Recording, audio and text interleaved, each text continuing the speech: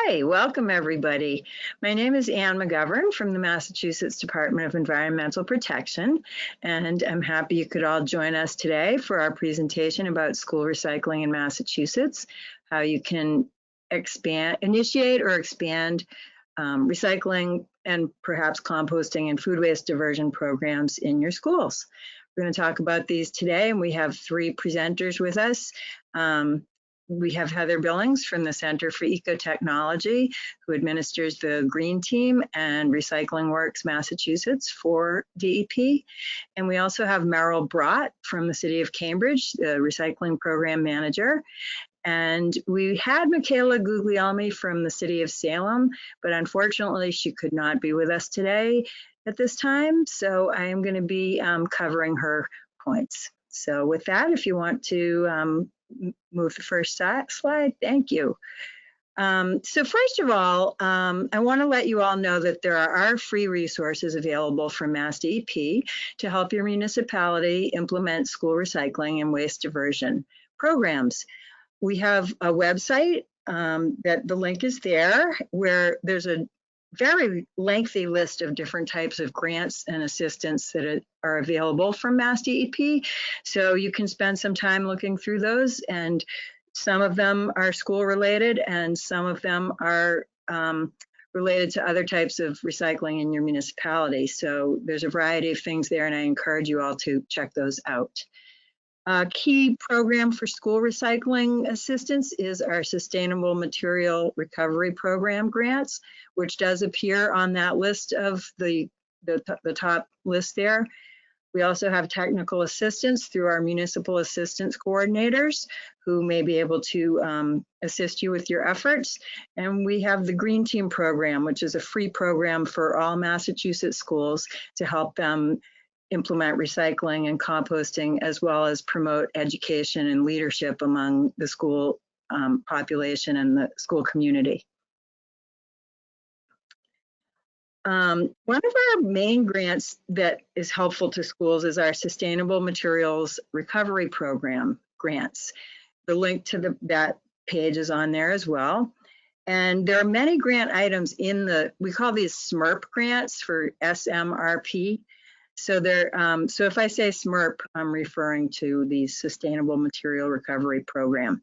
So within that program, there are many different grant items, including the Recycling Dividends Program, which is actual funding that you can use to enhance a variety of different kinds of recycling in your community. School Recycling Assistance Grants specifically, those are for district-wide recycling, not individual schools. Small scale initiatives is another option to get some funding that you could use to enhance your school recycling programs. And then there are these additional different grant items that you may wish to apply for.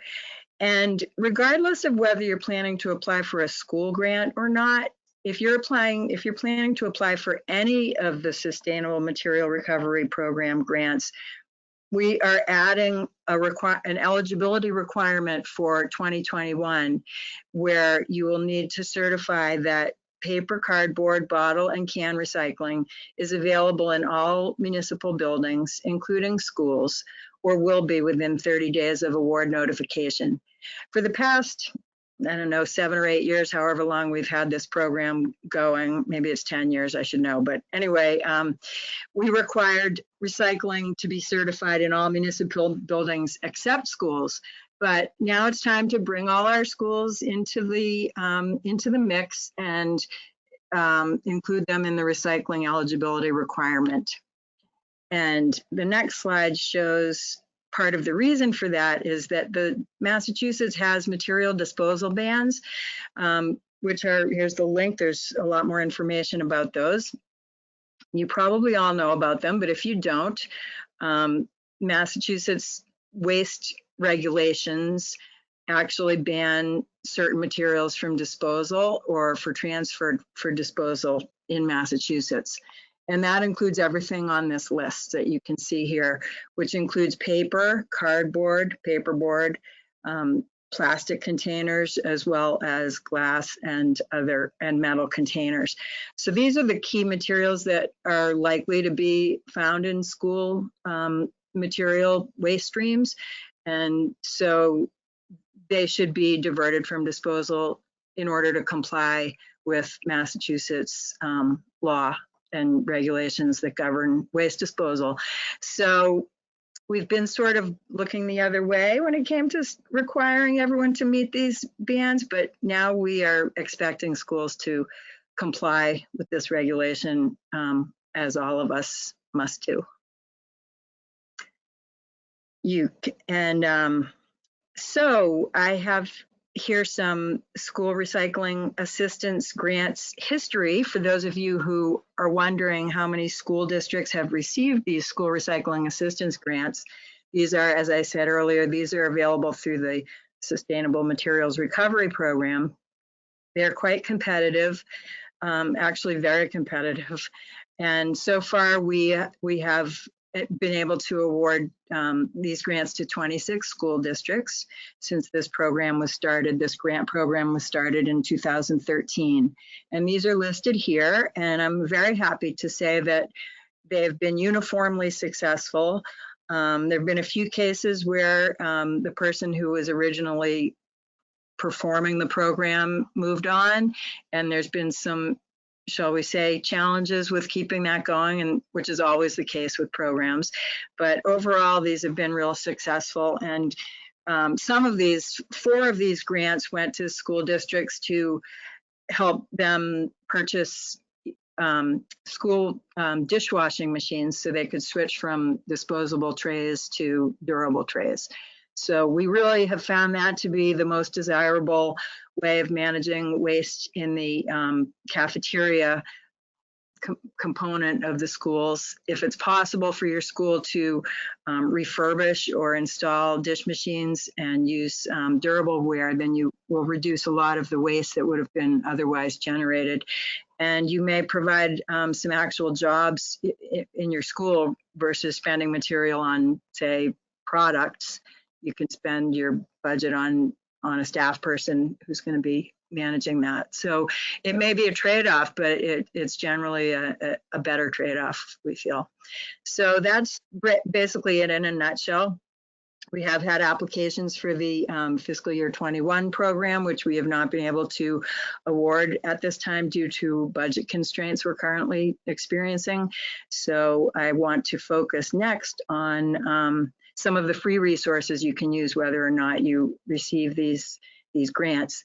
But first, I wanted to just quickly summarize one of these programs. Salem, the city of Salem, received this grant in 2018. And the grant is capped at $30,000 per school district. All the schools have to be involved. And the funding can be used for either implementation costs, that is stipends or salary for someone to manage the program district-wide, and equipment. So in Salem's case, they wanted to use $5,000 for implementation and $25,000 for equipment. So the first thing they did was inventory their equipment and purchase what they needed: blue bins for the classrooms, carts for the curbside where the hauler was picking up with carts. And then they realized they needed some tandem and single dollies, so it would be easier for the custodial staff to pick up the recycling and trash at the same time. They also realized that tilt trucks were easier for collecting cardboard than most other kinds of recycling containers.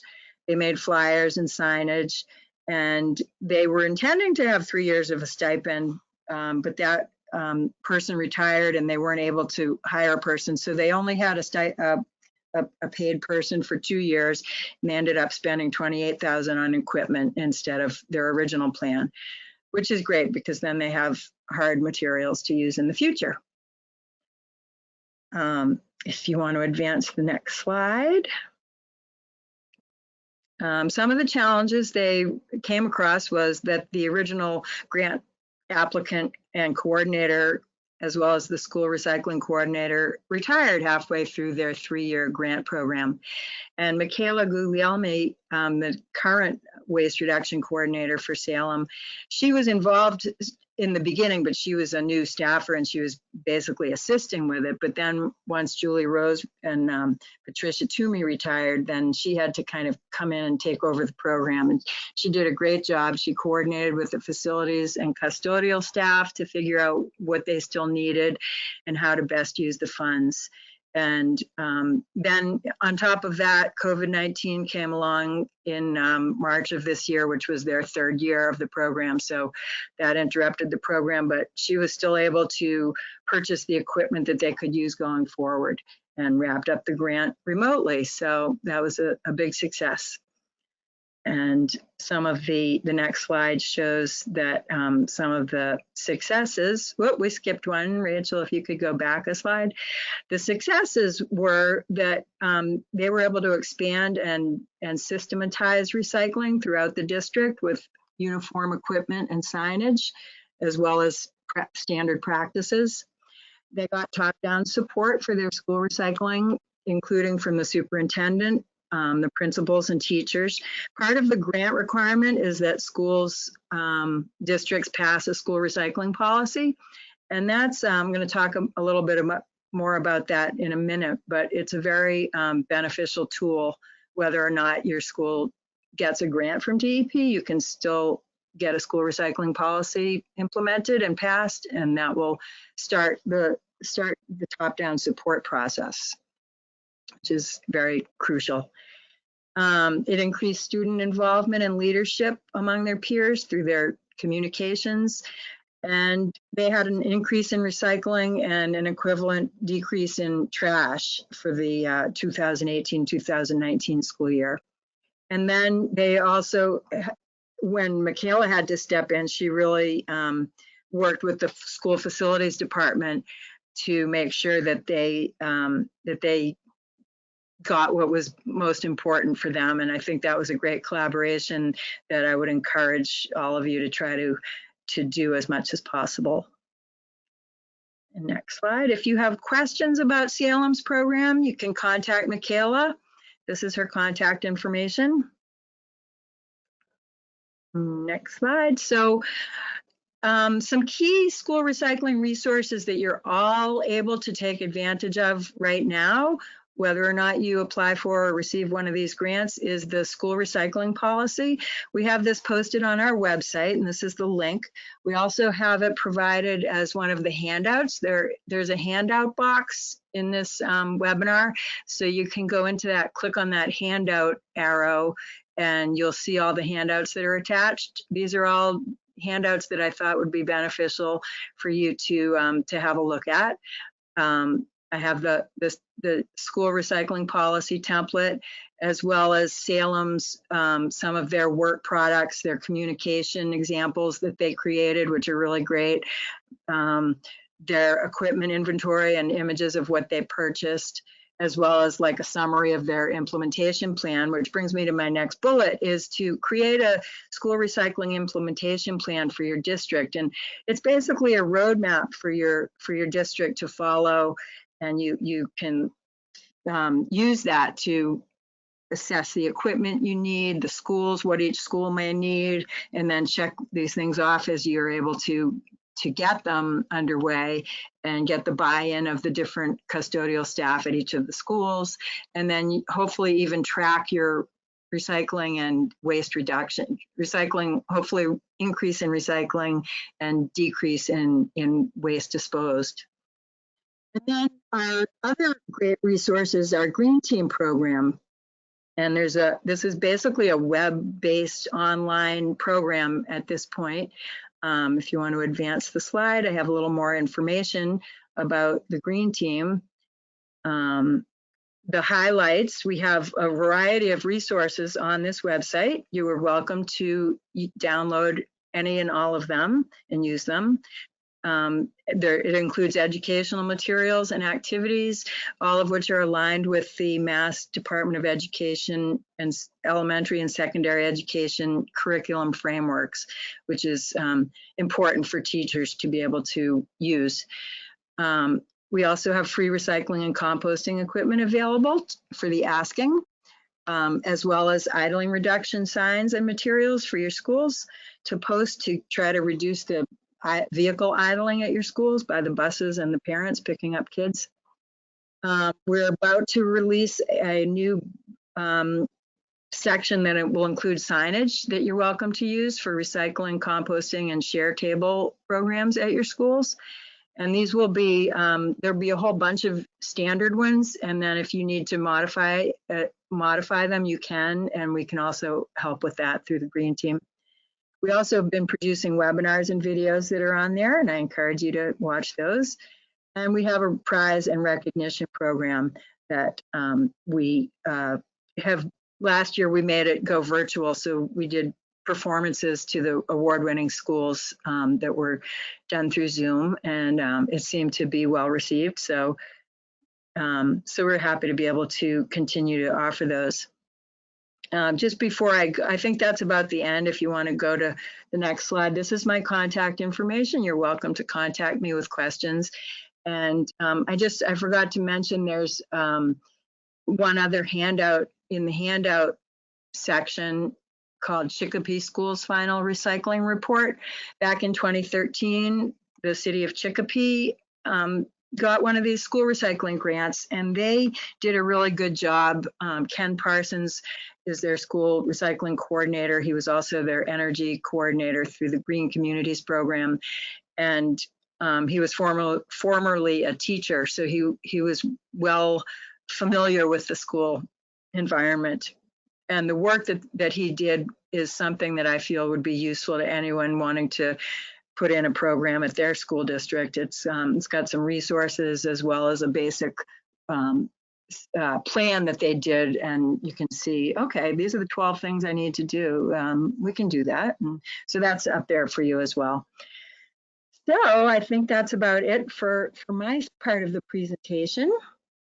I forgot to tell you, oops, did I hit record? Did you hit record, Rachel? We are recording this presentation. I meant to say that in the beginning.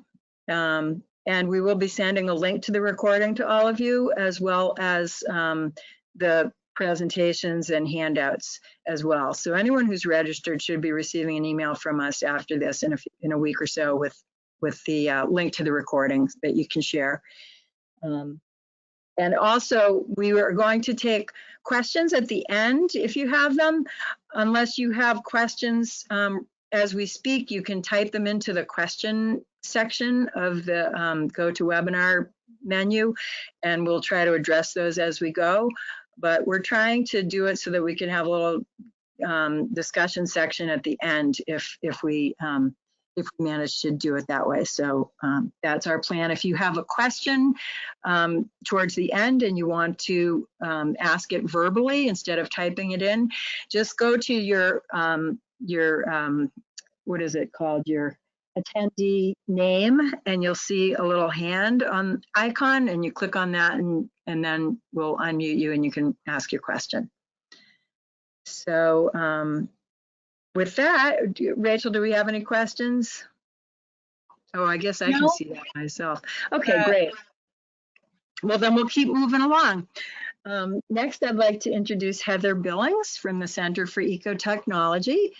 CET is under contract with Mass DEP to provide Recycling Works MA assistance and manage our school green team program. So Heather will be talking about, I believe, both of those programs because they can both assist you with your school recycling efforts. Thank you, Heather. Thanks, Anne. The Center for Ecotechnology is the environmental organization that I work for, and as Anne mentioned, we're contracted with Mass DEP to deliver both the Green Team and the Recycling Works in Massachusetts programs, which complement each other very well. I'm one of the field staff that is able to help with the school recycling assistance grant to help the school districts with their implementation plan. And I'm happy to share some of what we review doing that.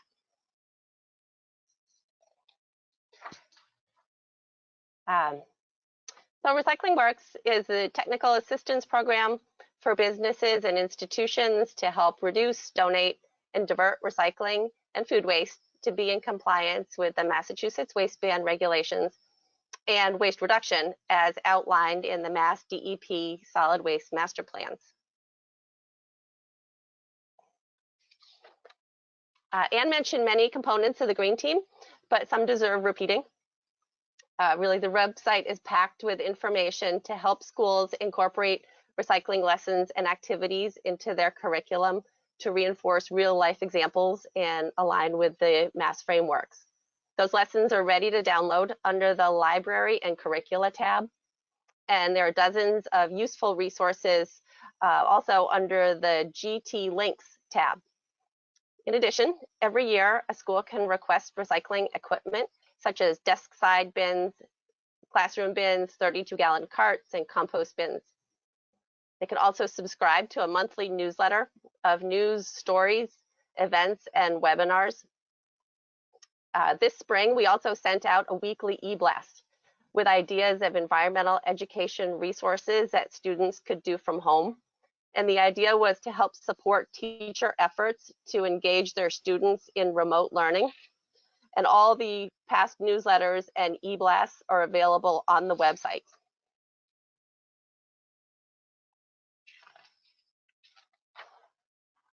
So we're here to talk about setting up recycling in your schools, specifically as a baseline to apply for other grants, but there can be multiple other reasons to do so. Keeping recyclable materials out of the waste stream is a life lesson that students carry all through the district schools, home, college, work, or wherever the future may take them. We have an opportunity to make it easy, routine, cost-effective, and successful. So we have a large audience. I took a quick look at the attendees, and there's folks from all different aspects of a municipality or school. So are you the recycling champion for your school? Do you have someone in mind? School recycling shouldn't fall on the shoulders of just one person or group. It's a shared responsibility. As Anne mentioned, support of a recycling program should come from the top, and creating that district recycling policy with the superintendent, school committee, principals, and business manager really helps to create that culture of how things are done. Now, there can be challenges for implementation and compliance, but the expectation is clear. So we'll go through these steps in the following slides, and these resources are available to you afterwards. I'll say that these steps in the checklist are likely not done in this exact order or done just once. There'll be some looping around and refiguring, most likely. So we're going to talk about like what materials there are, what do we have, where's it located, who's going to move it, how are they going to move it, are things compatible, is this matching, are expectations matching what the reality is with the hauler. Trying to develop posting signage and providing training for both the users and the material movers. And then to report on successes and learning opportunities, and sharing ideas between schools and to the public, which can engage the community. So recyclables are generated all around a school. Your results may vary, but here are some typical areas to plan for capturing materials. And as Anne mentioned, the cardboard, paper, bottles and cans, and larger amounts of food waste are all Mass DEP waste ban materials, which means they cannot be disposed of as trash. So there's likely a combination of material movers in your district. Recycling programs may be spearheaded by teachers or students, volunteers, or the district directly. We've seen some custodians who empty the classroom recycling bins along with the trash as part of their nightly rounds. There are some others who are kind of hands-off on the recycling program because it was initiated as a student program and they don't want to interfere, or some may perceive it as extra work and not part of their contract. And then there's others who have some kind of combination. The the picture on the right kind of shows that schools may have a grade or club responsible for moving classroom and office recycling to the outdoor dumpster. So in this scenario, students can take the small bins like those provided by the green team and bring them, they take them one at a time from their classroom and bring them outside and put them in the dumpster. So the important part here is to ask whoever is moving the materials what kind of equipment would be most helpful to them. Planning for the flow of materials and compatible equipment is certainly important. Are there stairs or ramps to get outside? Is there a loading dock or is it a parking lot? When many schools were designed and built, they didn't plan for extra containers to separate single or dual stream recycling, or to have a place for food waste, maybe a textile donation bin, or maybe returnable bottles and cans for fundraising. So space, definitely understand that there's space considerations. Indoors, there should be paired bins in every area to keep the streams separate. Some schools have central locations where materials are consolidated, and then that area is moved, and then that container is moved outside for pickup. So think about how the equipment works together. And an example of that is that carts are great for moving material around the school, but they can be cumbersome to transfer to a dumpster. They're kind of heavy to lift and awkward if someone is reaching all the way down into the bottom to get loose recycling out. Then also consider what kind of service does the hauler provide? Do they pick up carts, like the 96-gallon carts that Salem had? Do they pick those up on the same day as the municipal collection? Or do they provide dumpsters?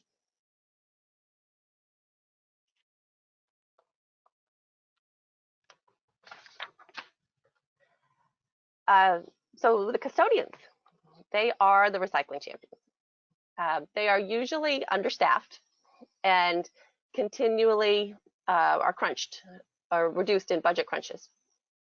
But starting or expanding a recycling program can be perceived as adding work, but it really doesn't have to be.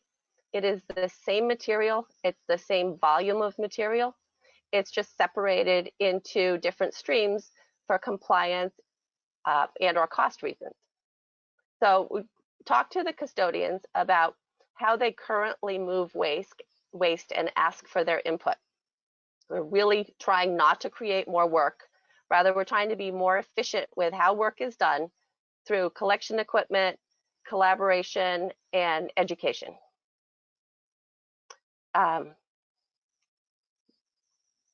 It didn't show up, but I added a picture of litter grabbers, you know, the kind of the tongs they can be about 1 foot or 2 long with a squeezy thing on the end.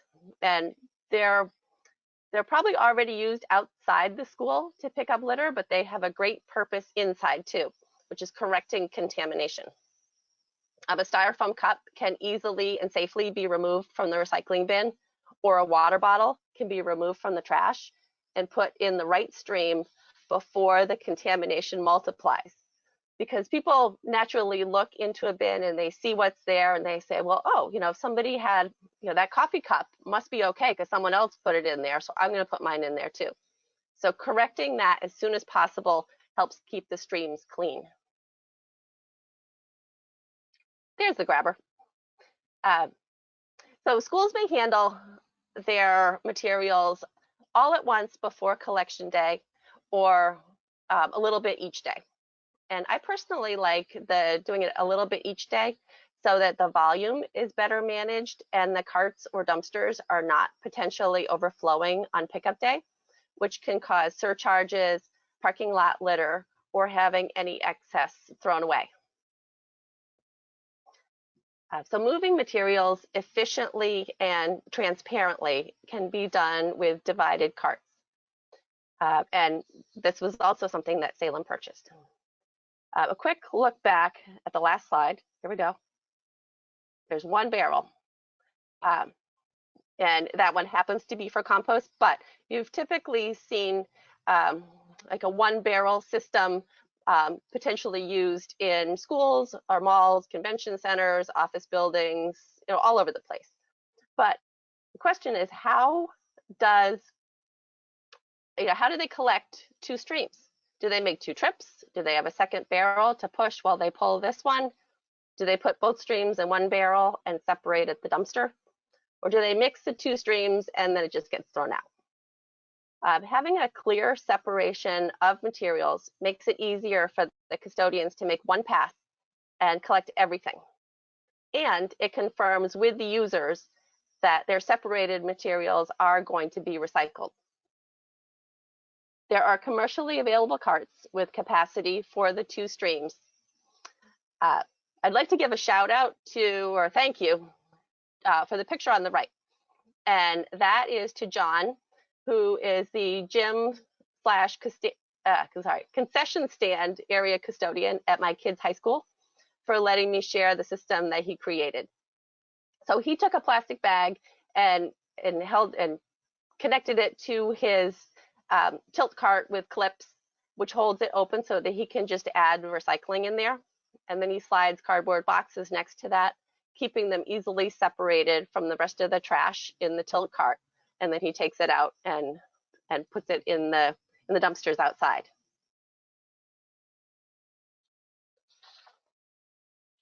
Without a system for separating, bags of trash and recycling can get mixed up and potentially trashed. We created this graphic to show a few concepts. Bins can be lined for keeping the barrel clean and for ease of collection. It works best to have color-coded bags to ensure that the materials are kept separate while they're moved in the same cart. The recycling bag should be emptied into the recycling dumpster because plastic bags get tangled around the sorting machinery at the material recovery facility and cause problems and extra costs.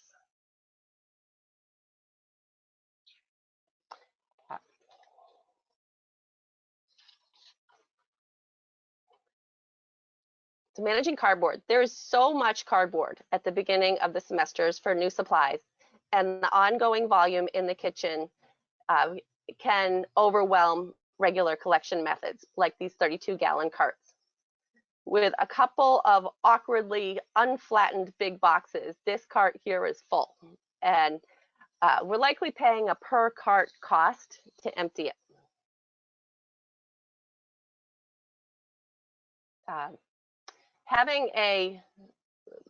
Some schools have balers, some have compactors, some have traditional dumpsters. Having a flatbed, tilt cart, or hamper cart allow a lot of different size boxes to be flattened and collected efficiently. And we created this graphic to encourage or remind people that flattening cardboard boxes help reduce space and helps with recycling efficiency. So my scientific study of boxes showed that the top and bottom of a box are usually sealed in the same way. So once contents are taken out and the padding is recycled or tossed, use that same method of opening the box, the top of the box, to open the bottom of the box and then flatten it. It takes about 5 seconds. So this poster, just like the last one, is available to print and post. Setting up a kitchen program can involve a subcontractor.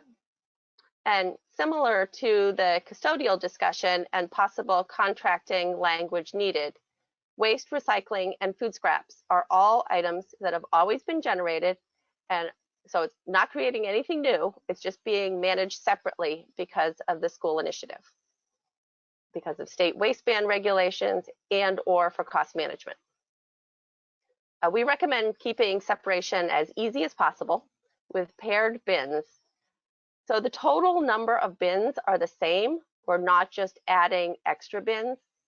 And sometimes by looking around, there are excess bins that are being serviced that can be removed. So we're actually being more thoughtful about where the material is generated and how much to reduce the number of bins, service time, and plastic bags.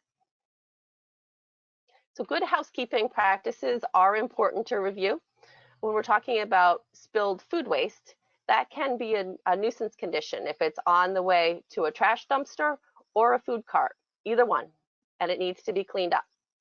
but a well-run food waste diversion program can make the whole waste system cleaner. I just want to note that there may be shared responsibility to move materials, such as the custodians moving cardboard, where dining services does the food scraps, or some combination. The cafeteria waste stations. Oh gosh, there's some great examples of those on the Green Team photo library. It's not a one-size-fits-all solution. Bins should not be placed at dead ends where students will get stuck and have to backtrack against each other. Or consider in the middle of the room, students are going to be approaching a central station from all sides. And the problem with that can be is if they approach in one area of the station and it's too far to reach the correct bin, the item that they have in their hand will likely end up in the wrong bin. Setting up a sorting station takes consideration about what the student has in their hands as they approach. Like a cup of liquid or leftover milk can be dumped into a liquid pour-off station, and then that cup or bottle put in either in the wash if it's durable or in recycling. So then that hand is free to help sort trash and food waste, and then the tray can be stacked. So the pour-off station takes the weight and mess out of the trash and recycling. You may have noticed that TSA at Logan Airport has had pour-off stations there for years for this exact reason. Just thinking about liquid in the bottom of trash bags and how that can split, drip, leak, create a huge mess. Additionally, cafeteria can set up a share table, and following the USDA guidelines, unopened packaged food, dairy, and fruits from the cafeteria can be safely repurposed within the time and temperature safe limits in those short 20 to 30-minute lunches so that other students can eat them or they can be donated.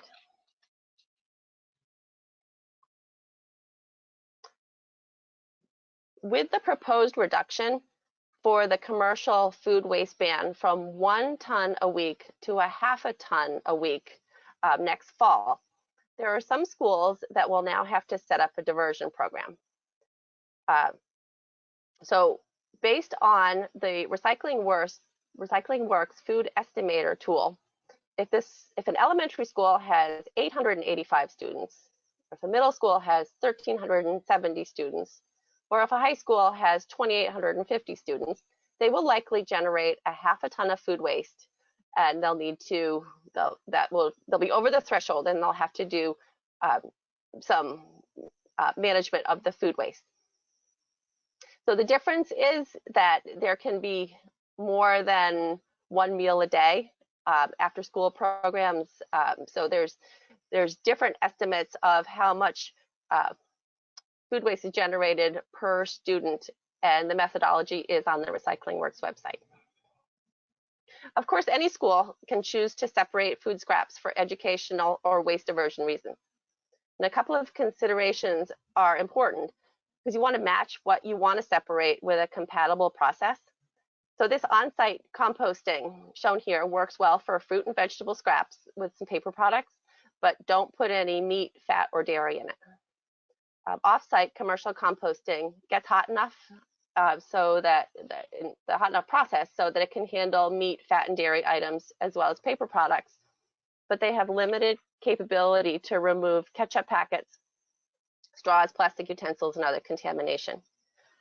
Anaerobic digestion can separate food and non-food items, but it also pulls out compostable packaging that hasn't been broken down. But don't be daunted by the details. We are here to help figure these things out. Just going to talk about signage for a minute, knowing what, very important. So knowing what goes in the bin. Without signage, users are just guessing. So we like to use images that match what the user has to make it easy to confirm where it goes. And simple signs can be scanned quickly so that the user can find that item. Now, schools can make their own signage or they can use our templates.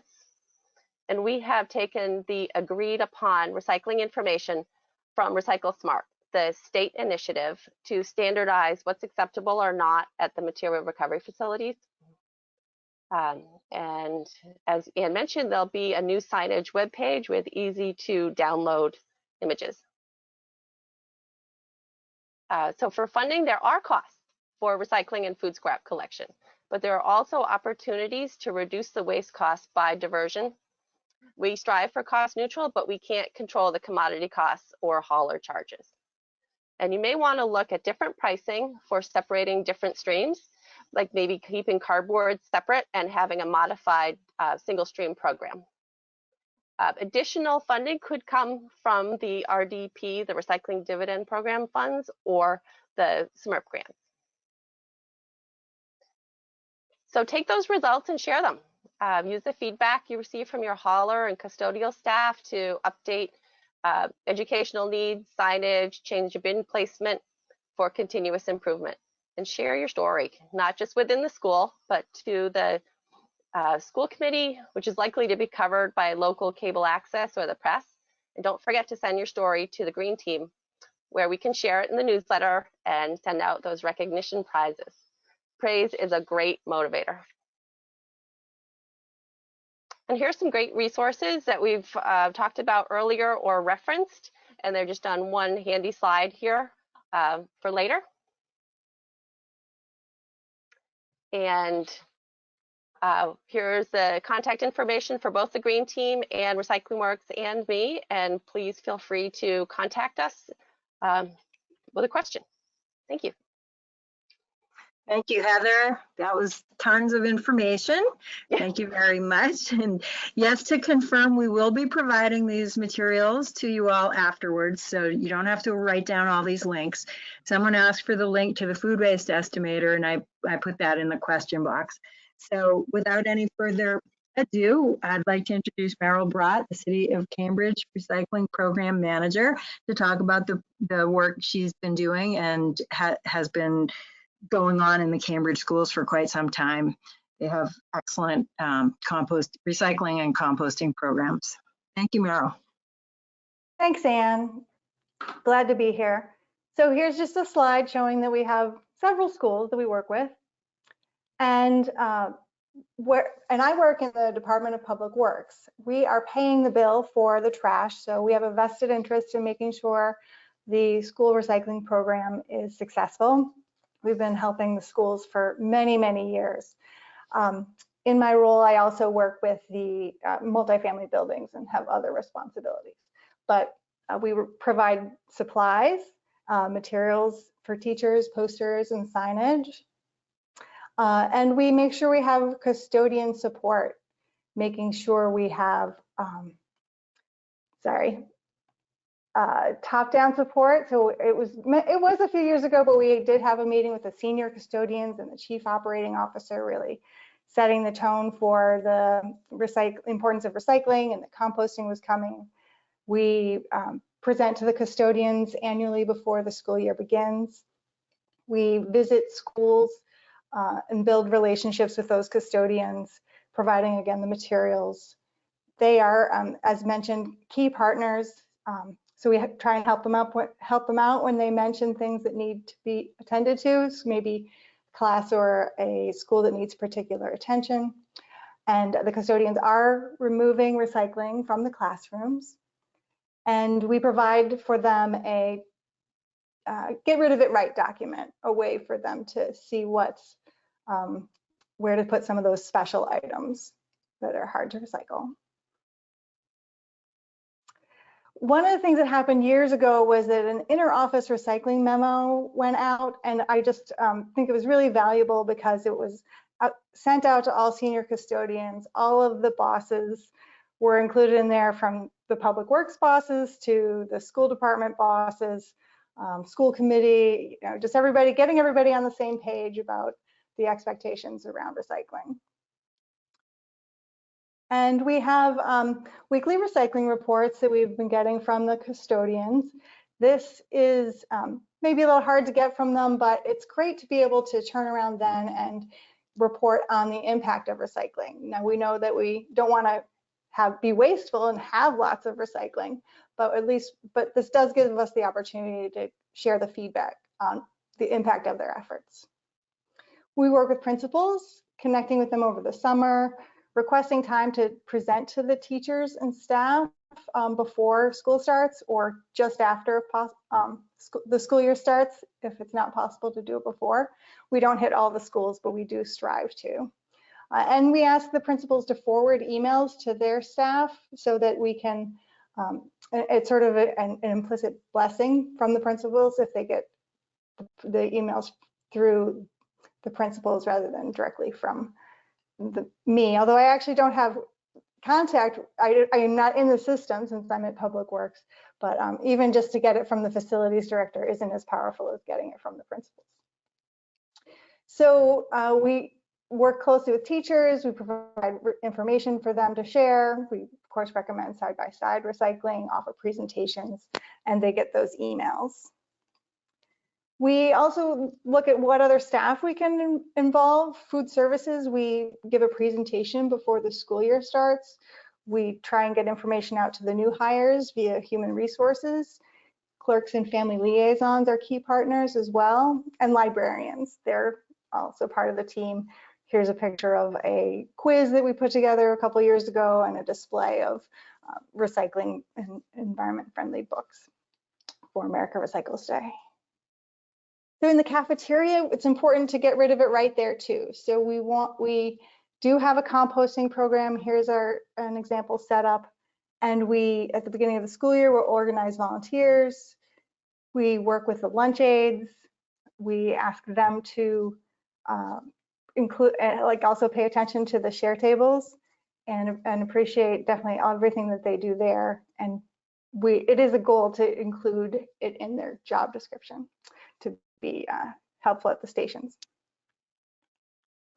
So bringing composting to schools, we had, it was great because we came up with a logo that was just, really fun and really made a big deal out of bringing it to the schools. We launched composting at the schools with banners and posters and pledge sheets and assembly. Prior to this, we have a presentation with the teachers, getting them on board, giving them an information packet. That packet had lesson plans and fact sheets, just things to get them squared away and comfortable with this new program that we were rolling out. The sustainability manager that the school department had for some time was really instrumental in getting the composting going because we'd had a couple schools get on board, but then we really needed to encourage the others to start up. And so it was more not if they would start composting, but when, how soon would they be starting? And the other great thing she pointed out was get rid of that exhaustive document on how to start composting in your school and just use this nice 5 easy steps document that makes it much more manageable for principals to understand how to bring the program to the school. So it's really just become second nature in the schools. We get rid of it right, and at the start of the school year, we give out a packet of materials for the teachers, reminder of the lunchroom setup, and some tips for the students. There's a sorting game we use for the youngest kids and presentations. And we are really pleased to have that program in all the schools as of, I think we started in 2009, but it took several years. And now I think we got all the schools on board by 2016. So very good. There we go. Thanks. Thank you, Meryl. Thank you very much. Thanks, Meryl. Thanks, Heather. It looks like we have about 10 minutes for questions. And one of the questions that came up is someone asked one of the issues she's running into at the elementary school is there is no room for another dumpster. Heather, would you like to tackle that? So that may be a situation where the carts work. If there isn't room for dumpster, that the carts could be staged in a hallway or on a loading dock and then moved out for pickup as needed. Great, thank you. Yeah, space is always a challenge, so you may need to be creative to figure out a way to to do it in a way that works. So I see that Rosemary Nolan has her hand up, I believe. Rachel, can you, or can I? Yep. Yeah, I will unmute you, Rosemary. Oh, you're self-muted, I guess. So I don't know if perhaps. Can you hear me? There you go. Yeah. Okay, I had to unmute also, I guess. Just a question on the new criteria for all schools to be recycling materials. In Braintree, we've been doing that for years, but I'm just wondering, in preparation for the grant application, what kind of documentation will be needed to verify that all the schools are recycling the stated materials? Great. Thank you for asking that question, Rosemary. I'm sure a lot of people are wondering that same thing. Currently, we have a certification process that grant applicants sign certifying that they have recycling in all their municipal buildings. And so that same certification process will still be used, and it will just include the word including schools. So it's basically the grant applicant is certifying that they have recycling available in all the schools. It's that simple. Okay, we also had a question from Tom Stalker. I'm going to unmute you, Tom. You raised your hand. You might be self-muted as well. I don't know. Are you there, Tom?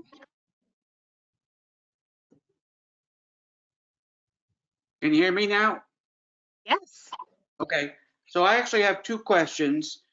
So one pertaining to the question that was just asked about this, the certification process for all of our town facilities. So our town is part of a 5-town school district. So we do have a school in our town, one of the schools of the district. So is it the district or is it the school? It's where the school is located. If the school is a part of a district and it's located in your town, we would ask that if your town is applying that you would certify that it's recycling, that district is recycling. If you have an issue with that, you can let us know. For instance, if you can't force the district to implement a recycling program and you're just one town in the group, then contact us and we'll help you figure that out. Right. Now, is there a way to find out if our school district does indeed have a policy? Would that be on file with the state? No, we don't have it. Generally, it would be with the school committee. There's a sort of a legal compilation of all the policies and so forth. So you would need to check with the district, with the superintendent or the director, whomever it may be, and they are welcome to go ahead and use that template we put up, because it seems to be acceptable. We've had a lot of school districts accept it. It's not too it is pretty simple but straightforward. So and Right. Also you can modify it as appropriate as well. Okay, great. Yeah, good. Okay. So we have some other questions that came in the chat, and do you want me to just go through some of them? Sure. Yes. Do we have any suggestions for collecting recyclables and food scraps from school events, such as sports or theater productions, town meetings, other events? Well, I'll just quickly address that and then see if Heather has some other suggestions. What Salem did through their grant program with some of their funds was they purchased like public space dual recycling and trash containers that could go outside the theaters or in the public areas of the schools, and possibly even outdoors. But sporting events, it depends on how the waste material is being collected from the sporting events. And it may be adding a recycling cart out there along with the trash can, provided someone will collect them. So I don't know, Heather, do you have other advice on that? We've seen sometimes that there's a different group of custodial staff that works outside the building. So again, in our district, it's buildings and grounds that works outside, and the custodians work inside. So it's a bit of a combination, and it starts with, like you say, trying to find a bin that will work in that area, outside.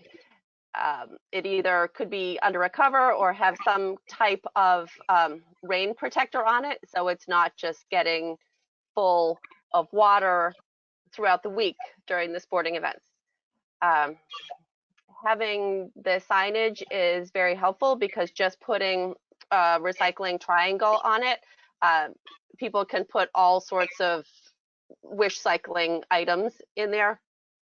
And so having kind of just straight beverage containers may be the simplest, because that is kind of easy to understand. And another consideration also is if like youth sports, or like you say, the auditorium events, if there's outside people coming in and using the school facilities, they need to fill out a building use form. And so, or likely they do. So maybe you could incorporate something into that the user at that event will comply with the school recycling policy and separate properly and use the right containers. Another thing that just came to my mind, especially in these times, is that the Department of Conservation and Recreation has carry in, carry out policy for trash for most of the state parks. And maybe it's time to have people bring their trash home with them after they attend an event outdoors if there isn't trash and recycling available. Of course, that might be wishful thinking on my part, but something to strive for. Do we have other questions? Yeah, so there's been a couple questions about who is the best person to talk to if this, if they want to do a school walkthrough, or talk to some of the environmental club advisors. Like if schools are interested, should they contact the green team? Should they reach out to Heather directly? Who should they get in touch with? Well, when a school joins the green team, if there's an interested, enthusiastic person at the school that wants to spearhead this, I'd suggest they join the green team. And then once they do, there's a place when you register that you can ask questions or ask for assistance. So when we get those questions that come in when someone registers, we refer them to Heather, and then she goes on to help them either with further assistance or potentially even do a walkthrough if that's the kind of situation. Other comments, Heather? I agree. Typically, through the green team, it's kind of a virtual assistance with on the phone, email type of providing resources. The walkthrough, the on-site has been typically through the SMERP School Recycling Assistance Grants. So that would be evaluated on a case-by-case basis by Anne and the Mass DEP. And just to reiterate, parents can join the green team too. It doesn't have to be a teacher. That's correct. Yeah. Mm-hmm. Or even high school students as well. Yes.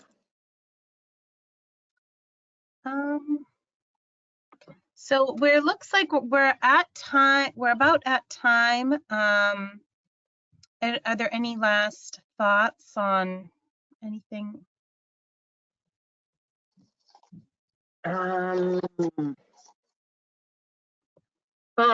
Someone had asked who they should talk to, perhaps. Well, they were asking who they should speak with us, but also who they should talk with at the school. So I would just say that, if you can get the superintendent to embrace recycling, that's ideal. The school committee, but sometimes a parent on a PTO might be the best advocate to get that ball rolling. And also school principals, teachers, and business managers at the school may be the best people to talk with. So about getting a program going. So it may be a group collective effort, and try every possible avenue you can think of. And the more you can bring in, the better, because then if someone moves on, there will be other people in place. And I would just say that that there's a lot of support for school recycling, usually in the school community, and a lot of times the students want to be able to recycle, and so that's a good thing to keep in mind. And if it gets challenging, just don't give up, and reach out for assistance. The Green Team can help. Recycling Works MA can help as well. And for those schools that might fall within the organics ban threshold that Heather mentioned, we are going to be asking Recycling Works to provide assistance to those. So I put in the link for the waste estimator link on the recyclingworksma.org website. You can go in there and see exactly how much an estimate of how much food scraps your school might generate. And then if it falls above that ban threshold, we do intend to provide more technical assistance to those schools. So you can request it through Recycling Works, and then we'll take it from there. Anything else, Heather or Meryl? This is Words of great. wisdom? All right, well, I think we'll wrap it up there. Thank you all so much for attending, and we will be sending out the presentations and the link to the recording and the handouts that were on there, as well as if you didn't have a chance to look at them, which you might not have. I think they're really useful, so I hope you will. And like to thank Heather and Meryl for sharing their knowledge and experience with us all today. Thank you. Thank you, Ann. All right. Till next time. Happy recycling and composting.